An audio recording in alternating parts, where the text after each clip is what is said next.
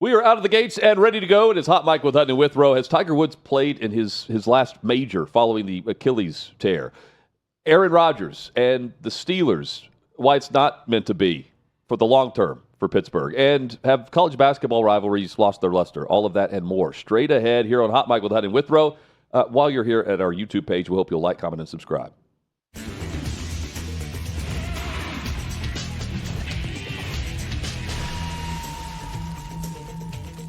So Tiger Woods, with the Achilles injury, surgery, he's out. And that bums us all. With the Masters just around the corner. Hello, friends. That's about all you can do now. What a special time of year. Yeah. Chad, welcome back. Hutton, thank you. It's good to be back. Has he played his final major? No. Because he's going to play the Masters anytime he wants to. Yeah, I mean, he's going to continue to play. I mean, he and his son. Is the day, like... The question is, are the days of him competing for a major championship? We've been asked this question since before he won his last major. 2019. In Augusta. I was there. Yeah. I was on the 18th green when he won it. I was as shocked as everyone else, and I got to witness it firsthand that he won a major in 2019. Now, this was pre-car accident. Right. A lot of things have happened since, and now the guy's torn his Achilles. So is he going to play in a major? Yeah, he'll play at Augusta. He'll be an old man playing at the British Open if he wants to also. He'll have every type of champion exemption on earth to play in majors. Is he going to compete for a major? It's tough to ever say never with Tiger Woods, but Hutton right now, it's also tough for anybody to say yes. Absolutely. At 49 years old and this level of issues, and I'm watching Full Swing and just watching him up close again, just walking around. Just on the set of the Happy Gilmore movie or whatever, it looks so uncomfortable for him. Everything. The one place we will see him is next to Charlie, his son. Yeah. That's going to be really cool to follow. And it has been. But, Augusta without Tiger, it doesn't have the same feel, even though it doesn't mean it's not it is a tradition unlike any other, but but we don't not see, the same. But we haven't seen him like recently. The CBS cameras have gone away from him. Yeah, haven't featured him. I want that, especially like Thursday, Friday. I want to follow what Tiger's doing. I want a Caitlin Clark-like sensation for golf. Not to interrupt you here, Hutton, but the way Tiger Woods was for that sport, like I want something that completely interrupts the norm. I'm not talking about live or any of that. Like someone that we can't not watch when they're in contention at a major. Scotty Scheffler is unbelievable. He's incredibly likable. He ain't Tiger Woods. He ain't Caitlin Clark. Caitlin Clark has more people watching WNBA. I know the numbers aren't like it is for PGA majors or anything like that, but she's brought people to a sport because of her. I want to see someone else like that invade golf at some point. Well, Bryson DeChambeau did that for LIV after he won the major. But again, he drew numbers to watch him play. Yeah. That person could be Charlie Woods. You bring up a great name. That's the best candidate that could be that Caitlin Clark, Tiger Woods type figure that brings average people that aren't huge golf people to the sport because you can't turn away from that personality. So he turns 50 this year. You mentioned he's 49. He's again playing with his ratings, money, the pay, the overall purse for winning these tournaments has gone up. Tiger Woods, credit to him for that. That's the effect you're talking about that they need to turn to with someone else. 15 majors, 82 titles, and he's had the left knee injury and a huge list of others. Here's hoping he's back in 2026. That's what McIlroy said as well. So. Everyone's on quarterback watch right now across the NFL. With quarterbacks that, are they empty calories? Can we say that? The Pittsburgh Steelers and Aaron Rodgers are a perfect fit for this particular offseason. This is the best option given the way free agency has played out. The Rams gave Stafford that new contract. Had they traded him, Rodgers might have replaced him on a short-term deal. Stafford would have been a great fit in Pittsburgh had he been traded. The Raiders traded for Geno Smith, which resulted in the Seahawks signing Sam Darnold. Justin Fields received $30 million guaranteed from the Jets. It was, it seems that Russell Wilson was or is a worst-case scenario only. So here's Rodgers, who has a lot of interest from the Giants, but of the two options, Rodgers, it's been floated out there. He wants to play, or he wants a 2-year contract. He wants to play 2 years, 2 more seasons. If you're choosing the organization who's not going to be cleaning house from the front office down a year from now, you would go the Pittsburgh route. The Giants certainly could be, and that would likely result in Rodgers becoming released again. And that's why it's best for both. But here's the kicker. Chad, what's good about this decision is ultimately what's bad for the future seasons of Pittsburgh. The Steelers could have benefited from going after a quarterback that's not on the caliber, on the shelf level of Rodgers. Rodgers is not what's needed right now, in my opinion, for the Steel City. For Aaron Rodgers, he has the best opportunity to win. He's playing for an organization that is the definition of stability. That didn't apply with the Jets. The leadership hierarchy, that's already established.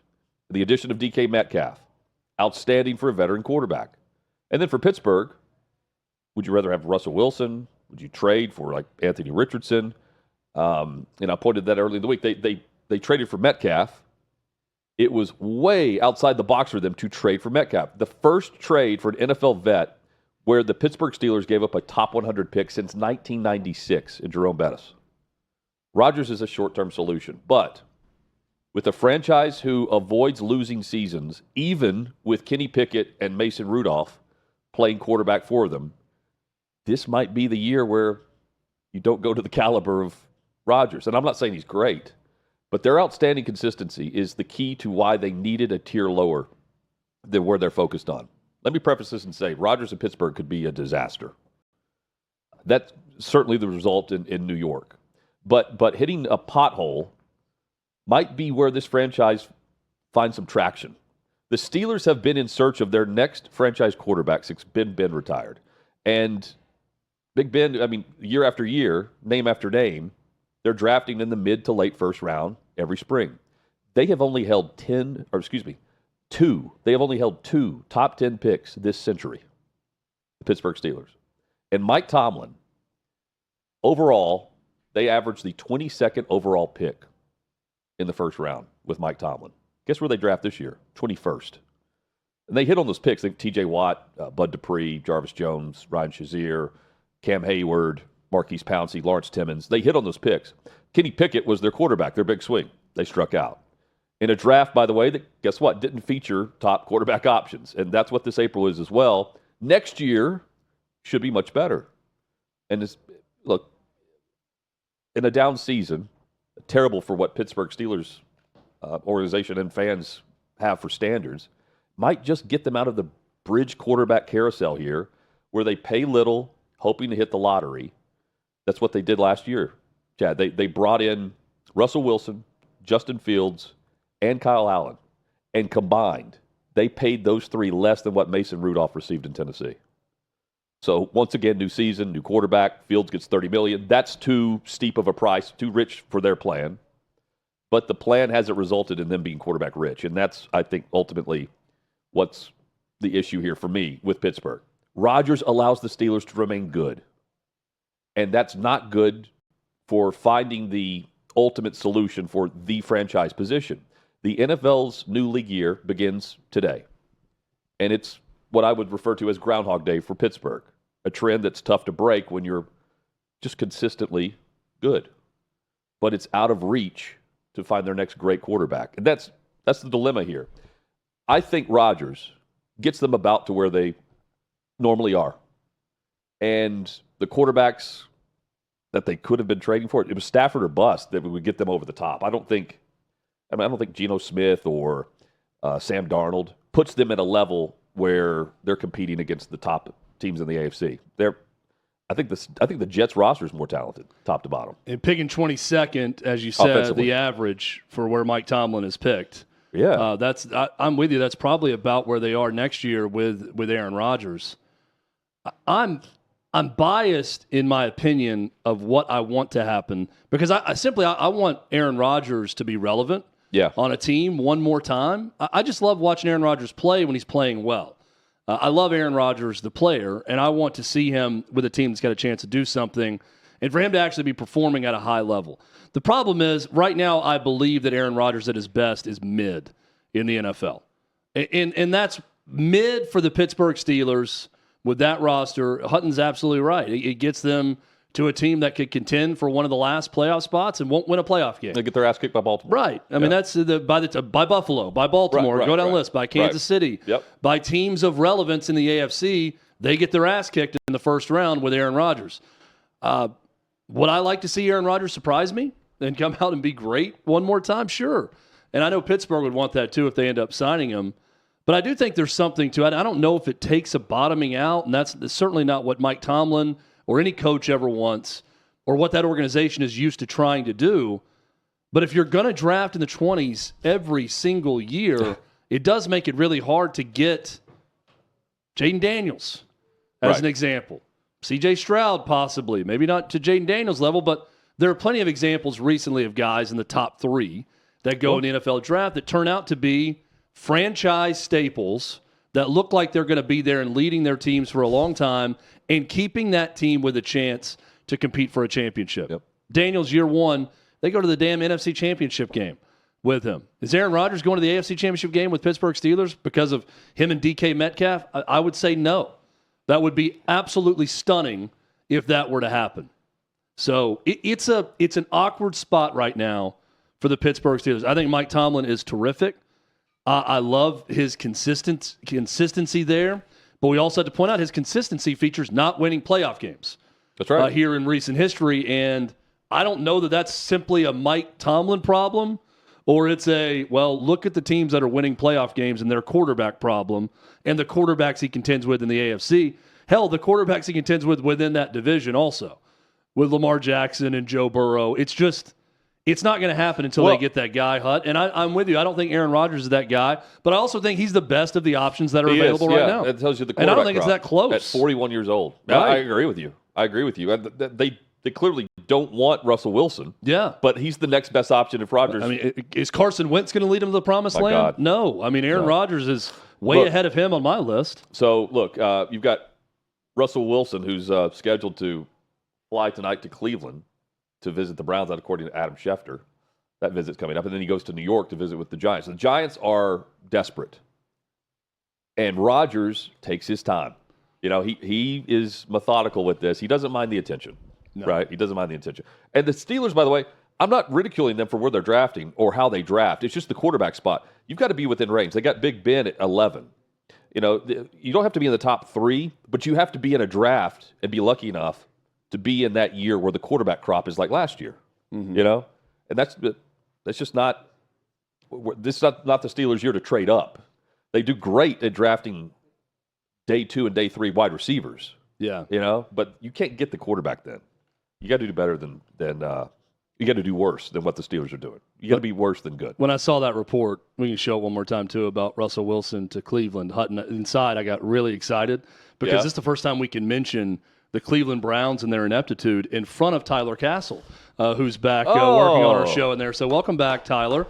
And I just get a special feeling when we can talk about just how bad the Browns are, knowing Tyler's in here to hear. I could almost hear that's a great his point. heart sink when I saw that report about Russell Wilson.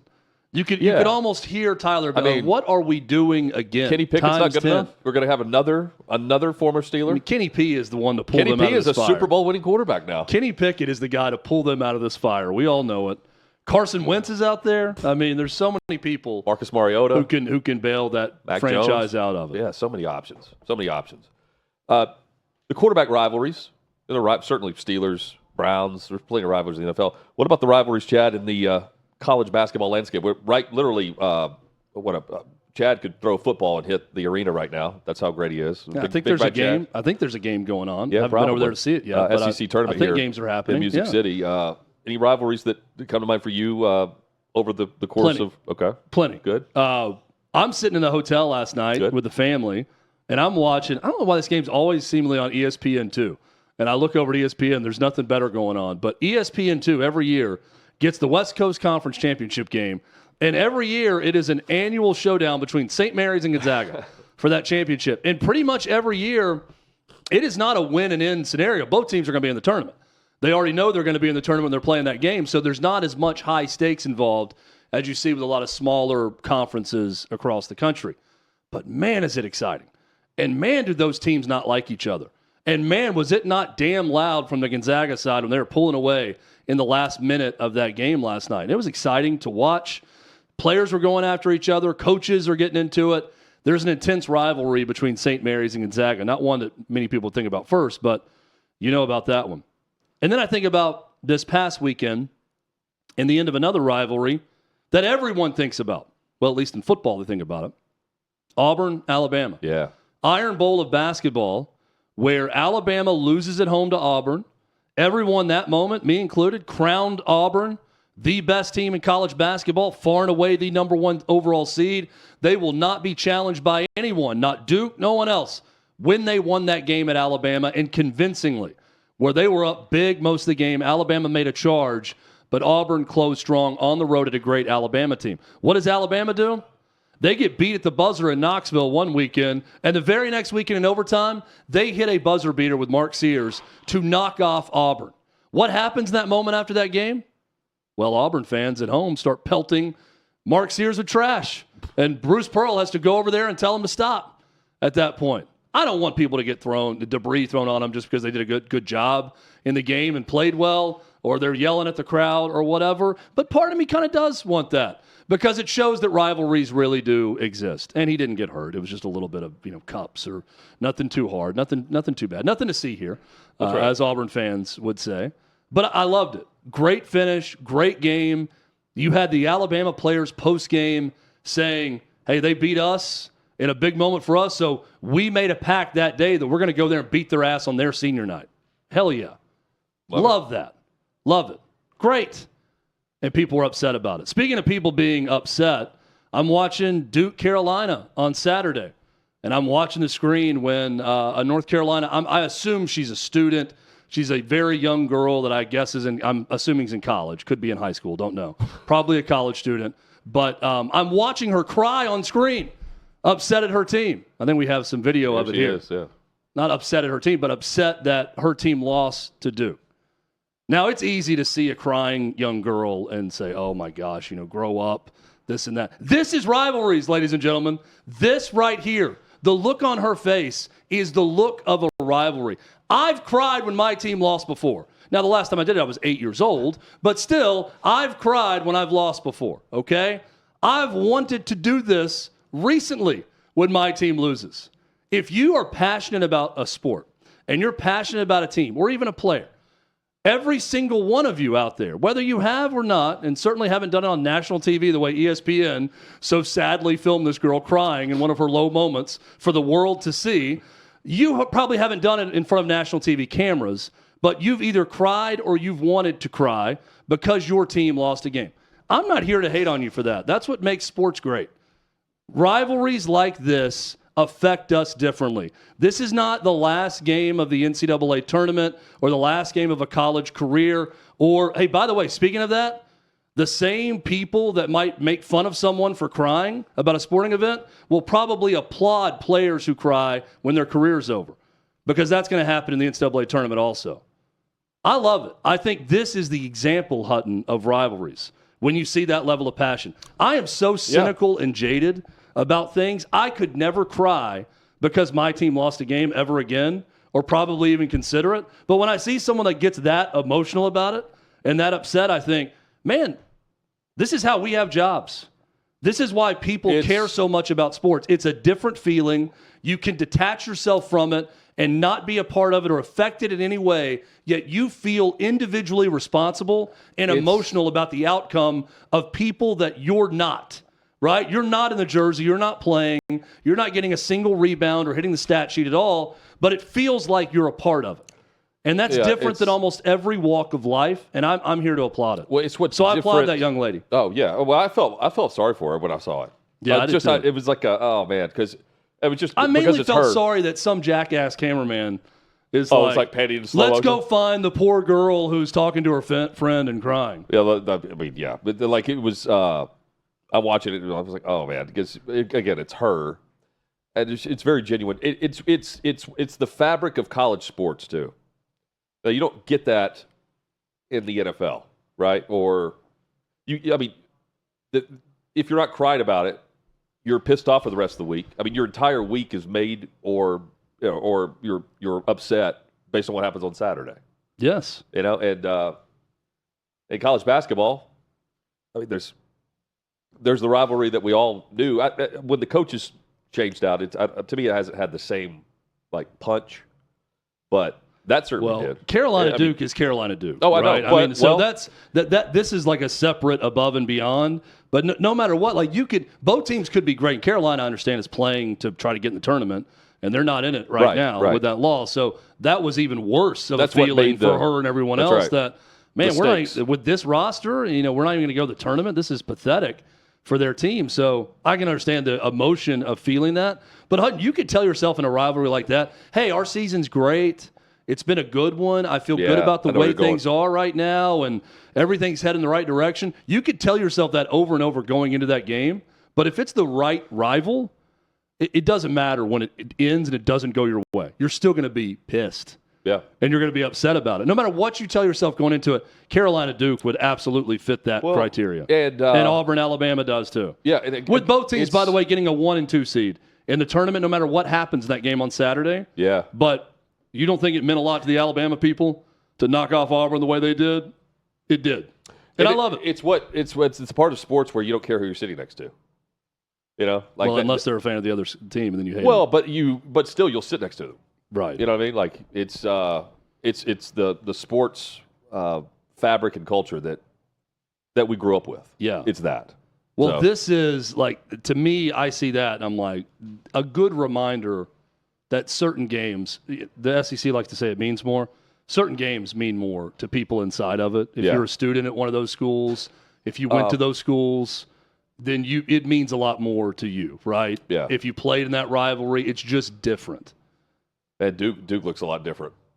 Cooper Flagg is an absolute beast. Yeah. That one dunk he had late in that game where he got to the goal, in record time. By the way, Cooper Flagg, I want to give a shout out, talking about the emotion of rivalry. Cooper Flagg's mom, I want to hire her to coach my kid's softball team. I will resign and allow this woman to coach the softball team. Mrs. Flagg, if you're watching this or listening, I will step down. Some people on my team may love this idea. I will step down as head coach of my team, and you can take over as head coach if you can bring that level of emotion to every single practice and game. That was fun to watch. By the way, Cooper Flagg is incredible. Here she is. Look at that. I mean, she dropped not one but 2 F-bombs in that too. Let loose. She's not crying. See, I like to see a world where she's looking I don't know where the cameras are situated. Yeah. I'm sure that young girl was in the student section, but she's actually screaming at the girl that's crying. The whole time. That's what part of what made her cry was, Cooper Flagg's mom just did this to me. Because she looks to her right at somebody and is screaming at them. It's incredible. Going back to the Alabama-Auburn, didn't you think Sears took way too long? I thought the time was going to run out on him at first. He got that shot off fast once he hit that first dribble. And they let him to the right. Yeah. Yeah. I always here's what kills me. It was 3 seconds he's behind the. Yeah, I don't mind it as much if the game is tied. In a buzzer-beating scenario, if it's tied, take your time a little bit more and make sure it's the last shot. Or there's all that you get is a putback attempt. I was like, shoot it at the buzzer. He got it off in plenty of time. It was a great game. Great game. That was fun. I'm telling you, man, St. Mary's Gonzaga was fun. That's a great too. one. Is that going away? Is Gonzaga? Aren't they moving to a basketball-only deal soon? They're going to the Big 12, right? Yeah, I think so. Basketball. I hope they continue to play. They don't. Who's going to snatch up St. Mary's? That's my question. I don't know. The new Pac-12? The Pac-2? Yeah. Maybe. Oregon State and Washington State need a team to play. Yeah. Let's set this up. Form the alliance. Or go to the ACC. You do that too. They need the help. I was watching USC, UCLA hoops, and it was weird whenever I was like, oh, this is Big Ten. I'm watching the ACC tournament. Every year I feel like, does it really have to start this early? And then I see how many teams, because Notre Dame's a basketball-only member. Yeah. How many teams are? I'm like, yeah, I guess it does. But, boy, there's some bad basketball teams that are playing in the early rounds of the ACC tournament. Yeah, and based on the SEC, a bad league. Based on SEC records, you would think there are bad teams in the SEC if you didn't follow it. Just SEC record. Conference record only. Wake Forest got the double bye. I don't know that they're in the tournament, in the NCAA tournament. They're on the bubble, right? Yeah. And they're the 4 seed in that whole league. Wow. They got a double bye. Meanwhile, every team in the SEC with a double bye is still competing for a 1 seed in the NCAA tournament. All 4 of them could conceivably be a 1 seed. That's what is a little bit of a difference. We'll have Trey Wallace join us coming up. We'll discuss the top storylines for SEC tournament and more because there's plenty, but all these teams know where they are, and I would love to know how much of the bracket's already filled out right now by the committee. I would love to know, because I think there's a lot of either ors on there of like what they're doing for regions and like trying to avoid same conference the second round. You're not going to be able to do it with the SEC. There's going to be a second round SEC matchup. I fear. I don't want that. I hate it. Yeah, thinking about it, I don't want it either. The tournament is not the time you want to play a conference rival in the second round, especially. Yeah. Again, based on the schedule that they had too. Yeah. A chance to be better than the second round matchup against a team that's very, very good like you are. Joey Bosa headed to the Buffalo Bills. The Bills have been loading up, man. They got Josh Allen restructured, big money there, and they've been bringing players in that are going to help bolster that overall roster. This is the type of offseason that Joe Burrow would love in Cincinnati. So the real storyline here for Bosa is they so it was Buffalo. It really came down to Buffalo and Miami. There's this sentiment that it was San Francisco. Joey and Nick's mom put out on social that she wanted Joey to please end up in San Francisco because team up with the brother Nick. Apparently, that never really got going. San Francisco, man, is they're tearing down. They're tearing down some tentpole players. So that here's who's out: Greenlaw Ward, Leonard Floyd, Deebo Samuel. I mean, there's still good talent there, but I mean they're about to re-sign, Purdy, and it's not going to be the same. It's still not done though, right? I've seen numbers that have been put out there, and it's not done. A lot of people saying he should sign it, even though it's not top money. But I don't. Well, you're right, Hutton. They're in a weird spot. Yeah, they are. But McCaffrey is coming off. So not this year. And there's nothing weird about Buffalo's spot. It is all in on winning the Super Bowl still. They're in, and you've got the vulnerable Kansas City team and how they view them. But again, you got to get home field advantage. Buffalo does not win to the playoffs on the road. Major League Baseball tried to force Tampa Bay Rays owner Sternberg, to sell the team. Here's why.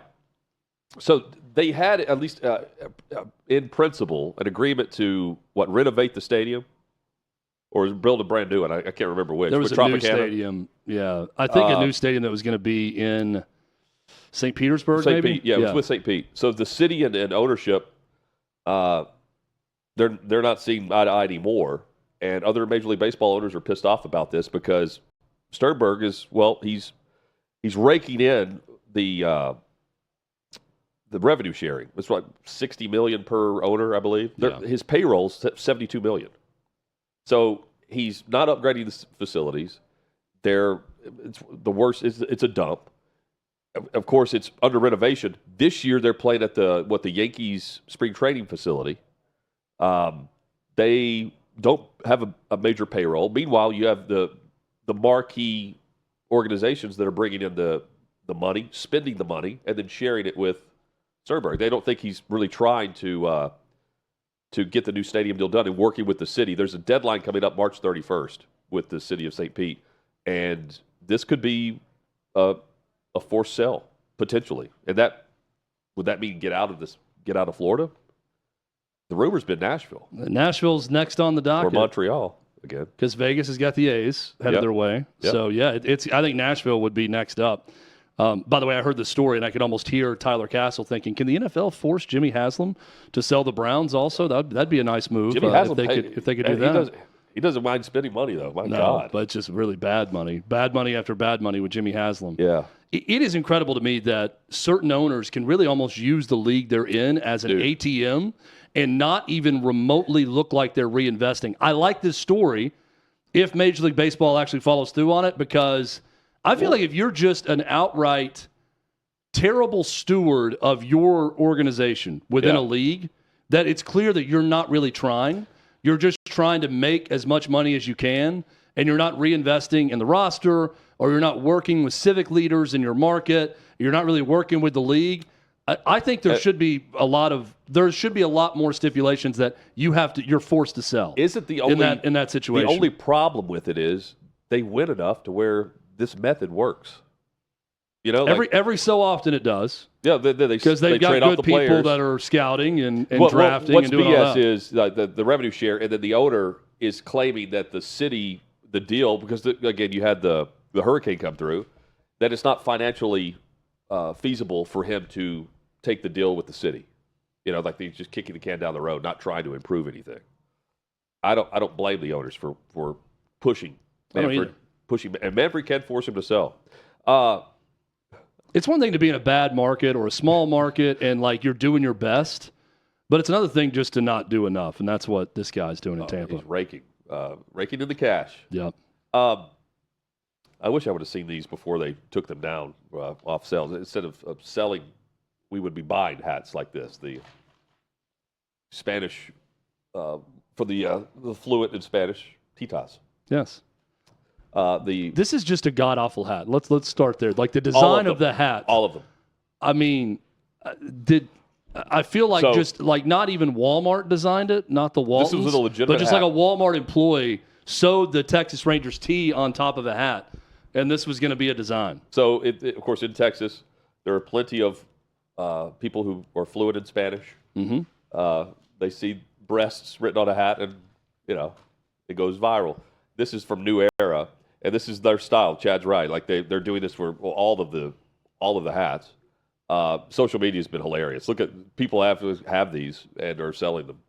I don't know if I would pay that money. Let me give you. I would never be wearing it. Let me give you a prediction, and you're probably going to be able to see photos of this at OutKick.com at some point. Okay. There's going to be a number of surgically enhanced women in the Dallas-Fort Worth area that are going to get their hands on these hats and wear them to Texas Rangers or just games. make them on their own. This is going to be a new thing. There's going to be shirts that say that with that logo. Okay. There's going to be hats. This is going to spin off an entire cottage industry of this with surgically enhanced women, and there are many of them in the greater Dallas area that will be going to Rangers games with this. What about the... and there will be an entire photo collage. You can see it at OutKick.com. So the response on social has been really funny. You've got a guy named Dave who's like some cool matchups this year, and they've done the same style and tried to change the language. So you've got the Mazers against the Titas. You have the Ash Hose against the Anals instead of the Angels. Really good. And then you have the asses. Yeah. This is also for the surgically enhanced, yeah. Yes, yeah. You could do the same.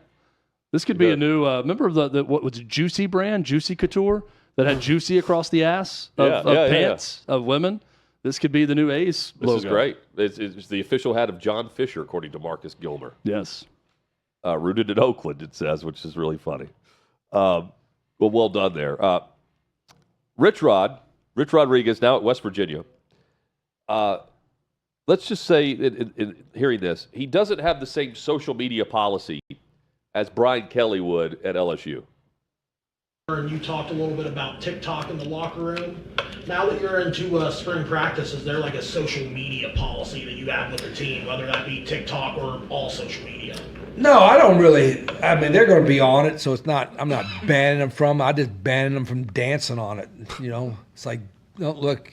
We try to have a hard edge, whatever, and you're in there, you know, in your tights, you know, dancing on TikTok. Ain't quite the image of our program that I want. But I told the team today, I said, everything today is about trying to make everybody individual. It's all about the individual. It's all about the individual. And I said, football is one of the last things that was got to be more about the team than the individual. And so I banned dancing on TikTok. I guess I did that. But anything that doesn't look like our program should look, you know, I mean, I think it's just like, come on. You know, really? I mean, and I'm allowed to do that, I guess. I can have rules. Now, when they, like I said, 20 years from now, they want to be sitting in their pajamas in the basement, eating Cheetos and watching TikTok or whatever the hell, they can go at it. Smoking cannabis, whatever.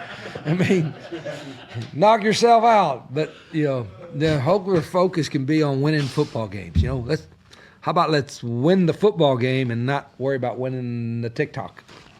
I bet he hasn't banned cannabis. Winning the TikTok. Yeah. Yeah. Especially at that program. Also, I can't. I agree with him. By the way, I'd want to ban dancing on TikTok too. But I can't imagine anyone sounding more out of touch with younger people today than Rich Rod does. Just the way the TikTok and the way he described it was almost like a parody. And he said this is the last thing, that it's not about the individual, it's about the team. What if someone said, well, what about group dances on TikTok? What if, as a position group, we did an entire TikTok dance? Would that be okay? What do you think Rich's? That would have been my smart ass reply. I mean, that's good. Team dance. Let's Coach, go, guys. Let's get a choreographed dance going. Your thoughts on others in your industry dancing with recruits on TikTok? Your thoughts? Well, those guys can do what they want. I don't know about TikTok, and if you want to be eating Cheetos in your parents' basement 20 years from now, I guess you can be a real good TikTok dancer. Yeah, Rich Rod. Not exactly level with the kids, what the kids are doing.